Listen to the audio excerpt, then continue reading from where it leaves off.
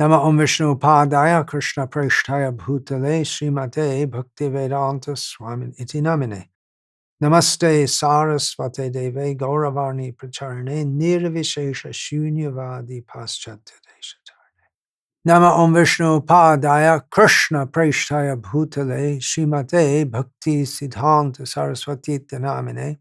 Shri Varshabhanavi Devi Dayataya Kripabdhaye Krishna Sambandha Vijnana Dayane Prabhave Namaha. Madhurjyojvala Premardhya Shri Rupa Noga Bhaktida Shri Gaura Karuna Shakti Vigrahaya Namostute. Namaste Gauravarni Shri Murtiye Dinatarine Rupa Noga Viruddha Siddhanta Dvanta Harine. On the disappearance anniversary of His Divine Grace Om Vishnupad Paramahamsa Parivrajak Acharya Ashtotarasata Sri Srimad Bhaktisiddhānta Saraswati Goswami Maharaj Prabhupada. We meditate on him as a Paramahamsa, but not an ordinary Paramahamsa. This is a strange statement because Paramahamsas are never ordinary. They are very, very few, which makes them extraordinary. They are extraordinary by their purity, by their love for Krishna, their intense love for Krishna. They appear in this world, but they live on a different platform. Still, Srila Bhaktisiddhānta Thakur was extraordinary even among Paramahamsas, because he was committed to make others also Paramahamsas, which is not an easy task. And he was extraordinary in the way he conducted his preaching mission, and extraordinary in that he also brought others to the Paramahamsa platform. Once when I was traveling in Bangladesh, this is 1979 or early 1980s, in one village we met a famous in Bangladesh, bogus guru, who was learned and popular, and he challenged us. Why are you preaching here? There is bhakti here already. You should preach in your own country.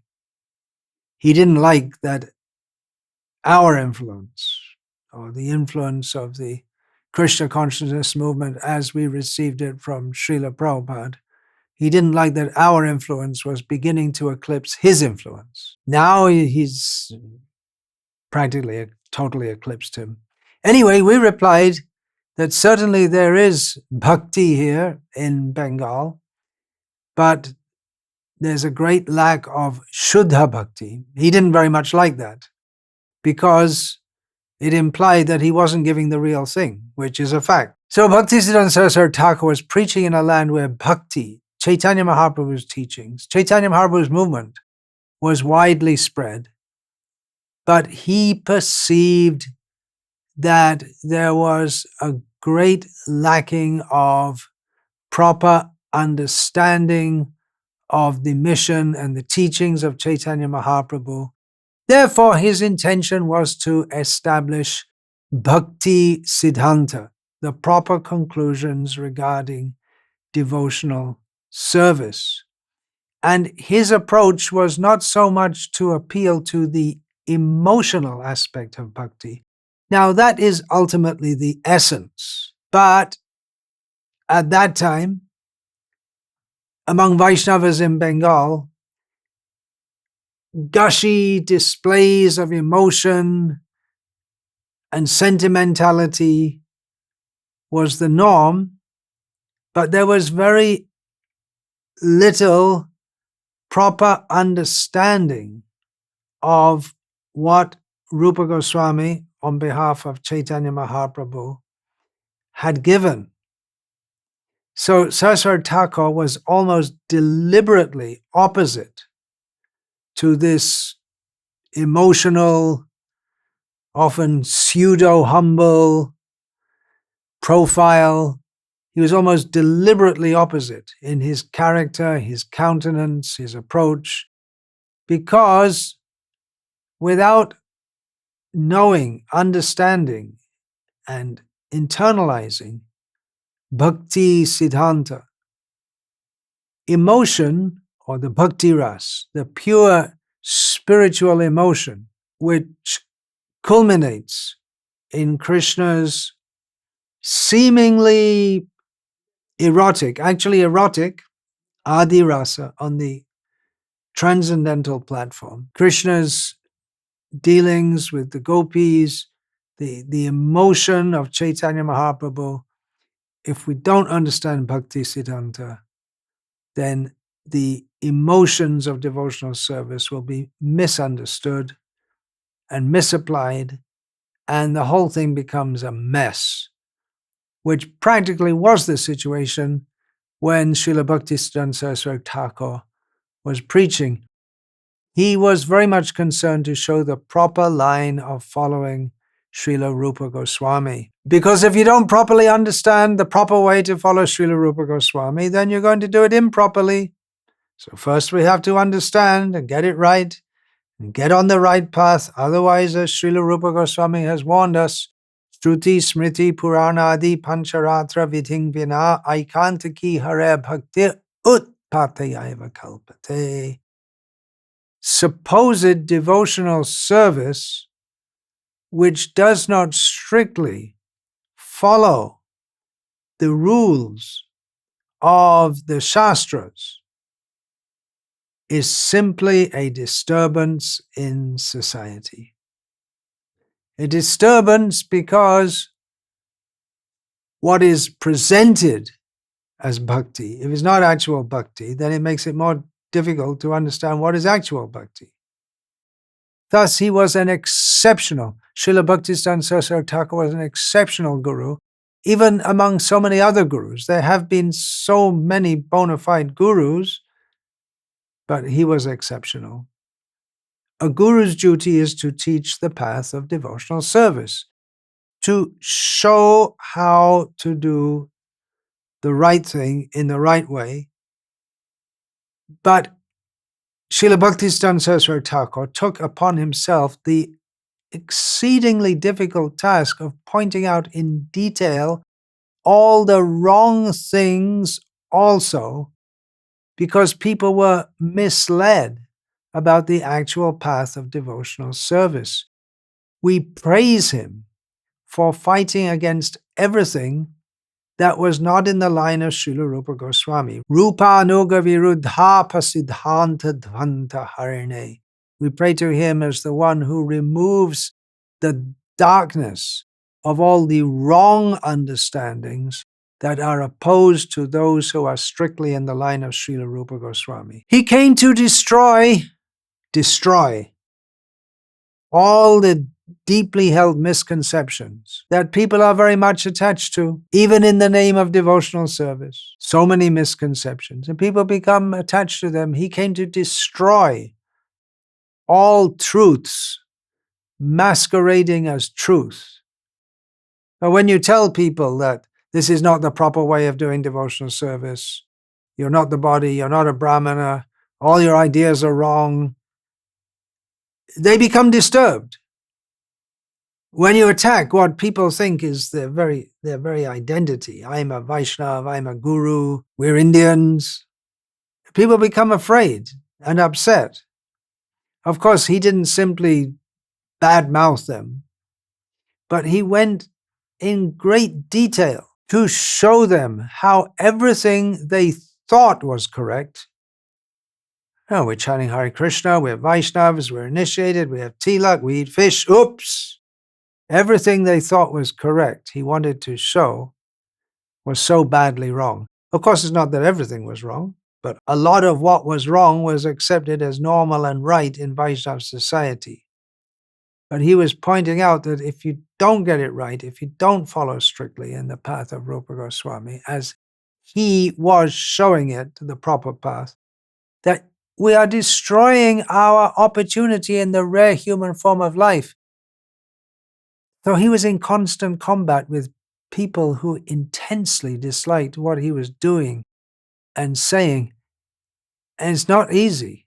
You do that, people will try to smear your character, thwart your activities by legal means, by illegal means, and possibly, as actually happened in the case of Srila Bhaktisiddhānta Saraswati, they'll try to kill you also. They couldn't kill him, and he continues to live. We're talking about his disappearance day, but he continues to live in his divine instructions that with great effort he got through to the world. He communicated what he needed to communicate.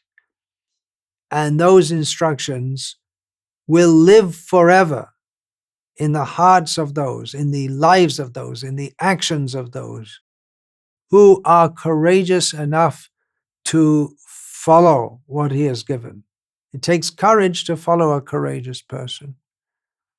To follow him in the best possible way, one has to take up his same mission as our own Srila Prabhupada did, with full courage, and also with the mission to push back and expose the faults of all the wrong ideas in the world and establish that the true understanding, the true Bhaktisiddhānta, the true Bhaktivedanta, the true understanding of what life is all about is pure devotional service to Krishna. He came as a benevolent aggressor, which sounds oxymoronic, because aggressor means someone who comes to attack you, and benevolent means someone who comes to benefit you. But he came as an aggressor, benevolently destroying all that needs to be destroyed so that our ultimate good can be properly understood and pursued. His mood was his whole being was one of selfless compassion. Compassion, yeah, we talk about it, and you feel it in your heart, and maybe you feed some birds or something. But selfless to the extent that he risked his life and went on. Extreme generosity. Where is there such a benefactor as one who gives his whole life, sacrifices his comfort, not only his physical comfort, his mental comfort, just to do whatever is required to benefit people who are actively and intensely opposing you, trying to benefit them. So we see this in the life of Srila Bhaktisiddhānta Saraswati Thakur. We see this in the life of our own Srila Prabhupada. They were willing, intelligent enough, insightful enough to use all kinds of resources and techniques in Yukta Vairagya to deliver the message of Godhead to an unwilling world. They managed to make contact with the world to deliver their message to the world, but at the same time, always completely careful that the message was never diluted or compromised, not even slightly. So they were both shocking in as much as they had no room, no leniency, no allowance for any distortion of truth, while they were employing sometimes shocking innovations to spread the truth. Everything they did was shocking. Their message was shocking. Their method of distributing it was shocking. Saraswati Thakur showed that the preacher is first and foremost a servant of truth. Krishna, the Supreme Personality of Godhead. And Srila Bhaktisiddhānta Saraswati Thakur was a true guru inasmuch as he truly, fully, without any compromise in the slightest, presented Krishna as the Supreme Personality of Godhead and the true goal of life for every living being. Because of his commitment to what he accepted as his lifelong service, to do whatever he can to bring Krishna to others, Srila Bhaktisiddhānta Thakur was actually the benefactor and well-wisher of every living being in the universe. If he independently tries to establish himself as compassionate friend and well-wisher of all living beings, then he is usurping the position that Krishna himself takes in Bhagavad-gita. Suhridam sarvabhutanam. First Madhava Seva, then Manava Seva. It is a hypocrisy to represent yourself as a benefactor of humankind without showing humankind that their real benefit is in serving Madhava. It's a heavy philosophy. It's very difficult for conditioned souls to accept. And not many may take it. And some may take it superficially for some time and then go away and say, no, it's too much, I can't accept it. Or we may think that, well, it's such a heavy philosophy. Let's just present it very softly. But it's a great loss if any sincere seeker misses the opportunity of hearing the truth due to our unwillingness to give the transcendental message as we have received it. We may be lazy, we may want to maintain a popular image, but our duty is to give the message as it is. People may like it, may not like it. We can't expect many people to like it, but there are sincere souls. We give the real thing, they'll take it. This is what I learned from Srila Bhaktisiddhānta Thakur.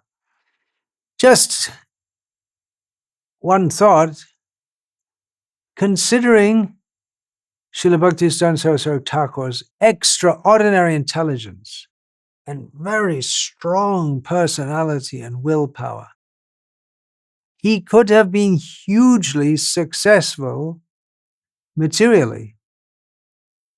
For instance, had a person of his caliber, which is really extraordinary, even by material measurements, don't try to measure him materially, but if you were to, had he taken up the Swarajya cause, the cause for India's political independence from Britain, he could have gained India's independence earlier than 1947. He was so intelligent and so strong-minded,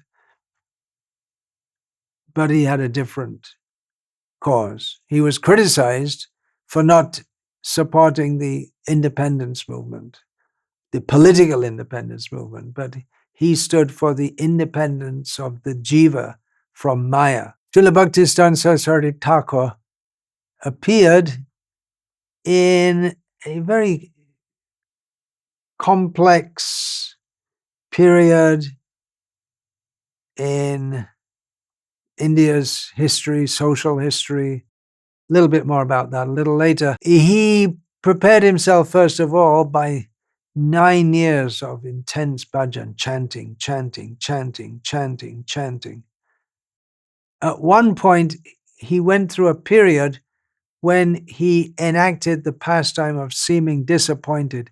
His gurus, Srila Bhaktivinoda Thakur and Srila Gaurkishore Das Babaji Maharaj, had ordered him to preach, and he had tried, but he met intense opposition. It would seem that if you simply present the truth as it is for people's benefit, then people will be glad to accept it. But he found that instead, people were stubbornly attached to their ignorance, stubbornly attached to their sense gratification, to making a show of bhakti in many cases. Even they were doing bhakti, but in many cases, it was a facade for at least subtle sense gratification, if not gross sense gratification. So Saraswati Thakur was feeling disappointed, thinking, oh, what do I do? I tried, but people just aren't accepting it. What's the way forward? My gurus, my guardians, my protectors, they've passed on. I can't go to them directly and ask them for guidance as I could previously. So he felt as if orphaned, alone, helpless. He was enacting this pastime. Then he had a dreamlike revelation in which the Panchatattva and all the acharyas came and told him, Saraswati, why do you worry? Immediately begin the task of establishing Shuddha Bhakti, pure devotional service. Distribute Gauravani, the message of Sri Krishna Chaitanya Mahaprabhu, everywhere, universal. Expand the service to Gauranam, Gauradham, and Gaurakam. With unbridled enthusiasm, broadcast pure devotional service. Immeasurable opulence and boundless scholarship await the blessing to serve your mission. All will manifest when required. Come forward now with full strength. Distribute the message of Sri Krishna Chaitanya Mahaprabhu's Prema Dharma throughout the universe. No worldly hindrance or menace will be able to obstruct this undertaking of yours. We are forever with you. Imagine the effect that those words fully revitalized him, fully galvanized him. Those words became the energy, the fuel with which he ran on his high power preaching mission. After that, it was full throttle ahead, with no letting up. He set forth to establish what appeared to be a new and unique mission, although our own Srila Prabhupada was to later comment, it is old wine in new bottles. Saraswati Thakur went to seemingly great extremes. He was innovative in making Krishna consciousness available to the widest possible audience. Yeah, it was a challenging time with rational scientific thought seeping into the Indian thought system. The British missionaries and the British in general ridiculing everything about the Indian way of life, the Hindu culture, the Vedic culture. And there were many new Hindu reform movements coming up, either attempting to adapt to the Western outlook or redefining Hinduism. And meanwhile, with all these different movements coming up, the Bhakti movement, the pure devotional service movement of Chaitanya Mahaprabhu, was going out. There were huge numbers of people following it, but among the leaders of society, respectable, educated people, Chaitanya Mahaprabhu's movement was it was considered actually abominable because they thought it was just a sex movement. It was being misrepresented and misfollowed so badly, so widely. And again, it wasn't everyone, but the general opinion was that the followers of Chaitanya Mahaprabhu is not at all good. And there were efforts, beginning with Bhaktivinoda Thakur and others, to revitalize the spirit of Chaitanya Mahaprabhu.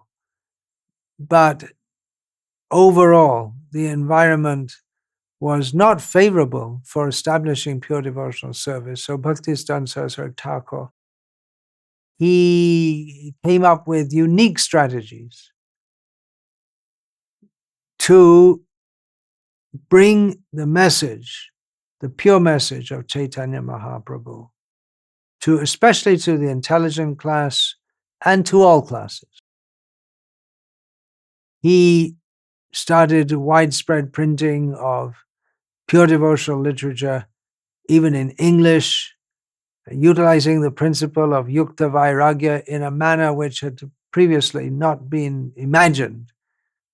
He used British-made cars, British and American, and Western-style dress, or hybrid kind of dress often, and sometimes he would have his devotees, his disciples clothed in Western-style dress, send them overseas. Even once when the governor of Bengal came to Mayapur, which was amazing in itself that he came, they arranged to serve meat.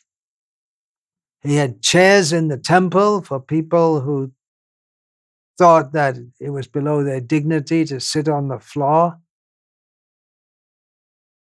We may think, well, that's not a big thing. We do that all the time. But at that time, having chairs in a temple for people to sit on was considered very wrong. But he wanted to dialogue with, interact with the intellectual class of Indians, who were many of whom were very Westernized in their outlook, and with Westerners also.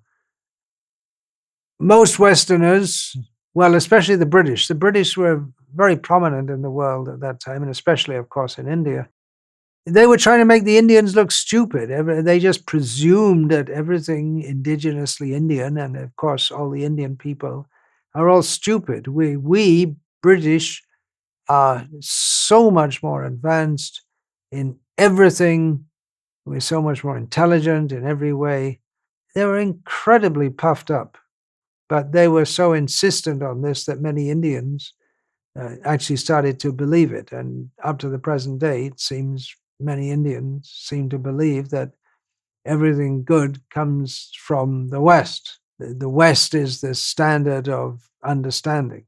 But Srila Bhaktisiddhānta Saraswati Thakur, he engaged with Westerners, and inevitably he made them realize that their intellect and understanding was far inferior to his.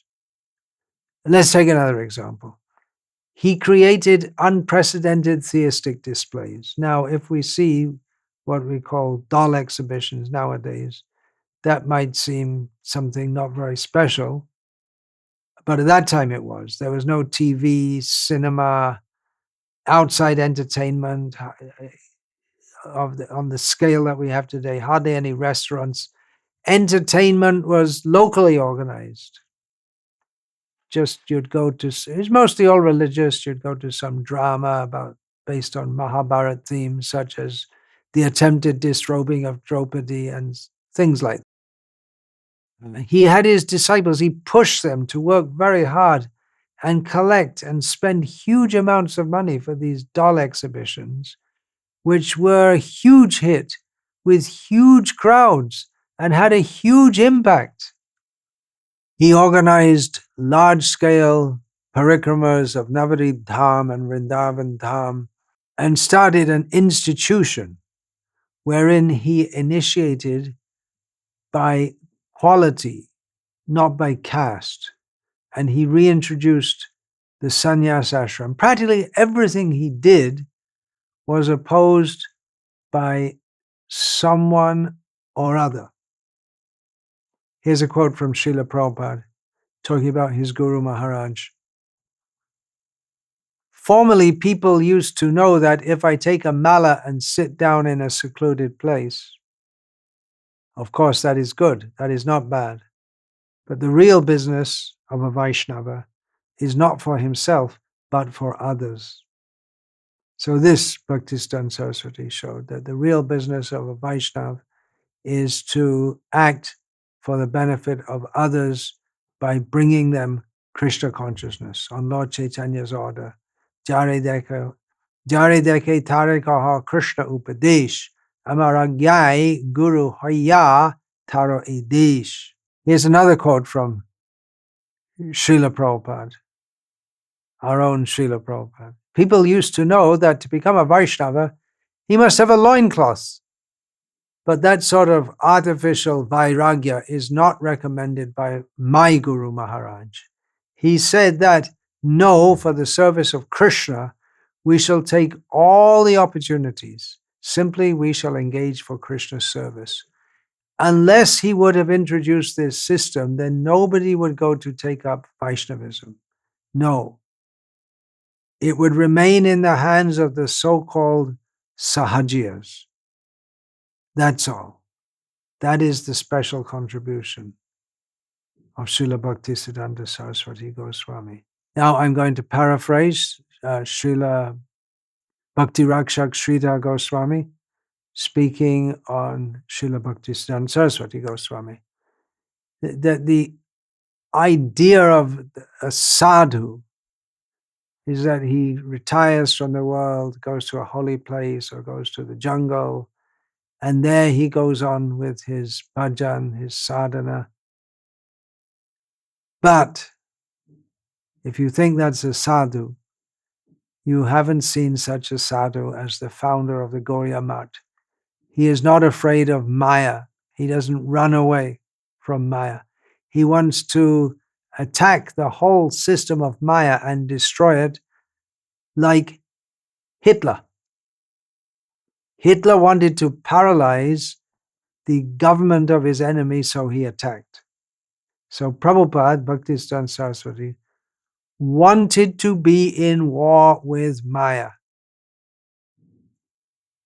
He declared, our Guru Maharaj declared, to capture all the centers of activities of Maya and paralyze it, to put his own concept, that means Krishna's concept, in the center of in the middle of all the rogues. We want to take Bhagavad-gita there also. He had to study all the different theological problems between the different classes of sadhus and all the differences they have.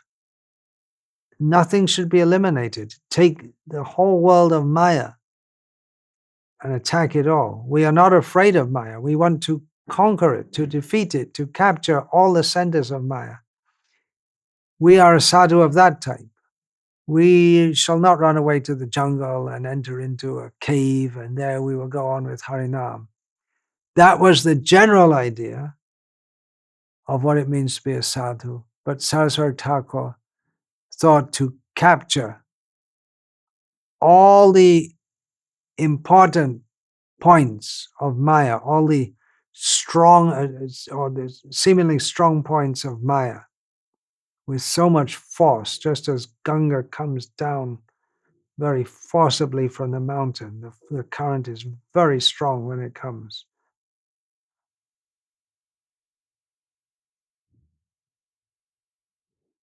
So Prabhupada, Srila Bhaktisiddhānta Saraswati Thakur, he began in such a way his preaching. Let the enemies come with all their points of argument, and we shall dissolve all of that. Say what you have to say. From the lowest atheist to the so-called theist, all of you come, and we will establish. Krishna is the highest, and worship of him in divine love, that is the highest. His whole life, in a nutshell, is expressed in his own expression. Pujala Ragapata Gaurava Bhange. Going beyond the restrictions of Vaikuntha, of only worshipping the Lord in reverence, but at the same time not jumping into the pastimes of Krishna in Vrindavan, but rather worshipping that Ragapata. Another observation from my own side, that our own Srila Prabhupada and Srila Bhaktisiddhānta Saraswati Thakur and Srila Bhaktivinoda Thakur all exhibited pastimes of exceedingly poor health. Yet all of them continued their preaching, and see what a difference they made. They all made a great difference to the world. The world was immensely benefited, more than we can even understand, because how much can we understand about these acharyas? They benefited the world beyond our ability to understand.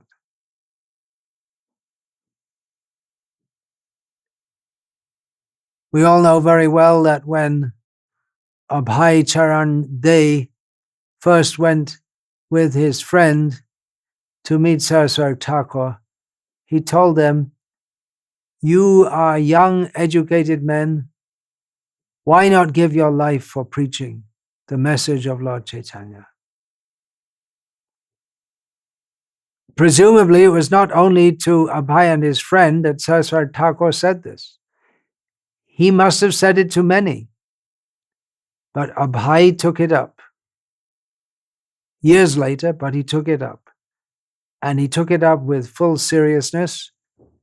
And by the charge, the current of pure devotion that Srila Bhaktisiddhānta Saraswati Thakur invested in our own Guru Maharaj, who of course is also pure devotee from the beginning, but the message and the inspiration and the energy that our own Srila Prabhupada took from Srila Bhaktisiddhānta Saraswati Thakur changed the world. Today also,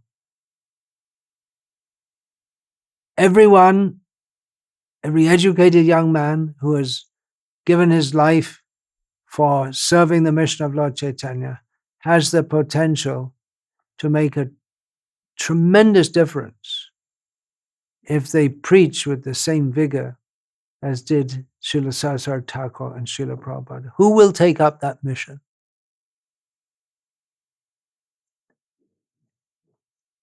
Om Asato Ma Sadgamaya Tamaso Ma Jyotir Gamaya Mrityo Ma Amritam Gamaya Om Shantihi Shantihi Shantihi Dante Nitaya Churnakang Padayon Patakrit Vacha Karkushatam Etaraham Bravimi Hey Sadhava Sakala Eva Vihaya Durad Goranga Chanda Charne Kurta Harivada Tujano Yata Tata Va Nana Mukarona Harivasa